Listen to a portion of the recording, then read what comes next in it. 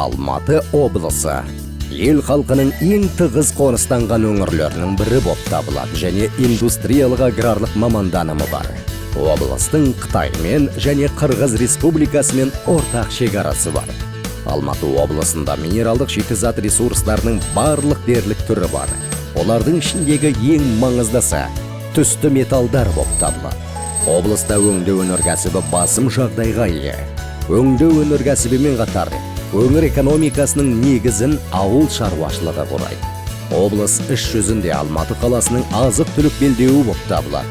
Алматы облысы республикада электроаккумуляторлары, гипсокартон бұйымдары және өңдеу өнеркәсібінің басқа да өнімдерінің жалғыз өндірушісі болып табылады. Облыс аумағында барлық қажетті өнеркәсіптік инфрақұрылымы бар индустриялық аймақтары. Сондай-ақ инфрақұрылымымен қатар арнаулы салықтық және құқықтық режим қолданылатын Қорғас шығыс қақпасы және шекара маңы ынтымақтастығы халықаралық орталығы арнайы экономикалық аймақтары жұмыс істейді.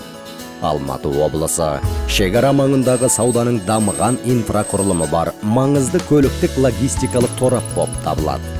Облыс аумағы бойынша Еуропаның нарықтарын Батыс Қытаймен байланыстыратын көлік дәліздері өтеді.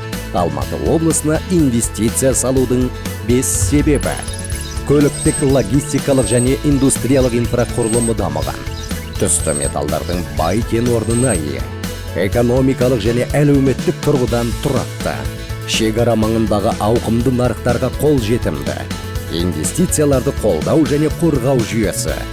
Алматы облысына инвестиция салыңыздар. Бізбен бірге гүлденіңіздер.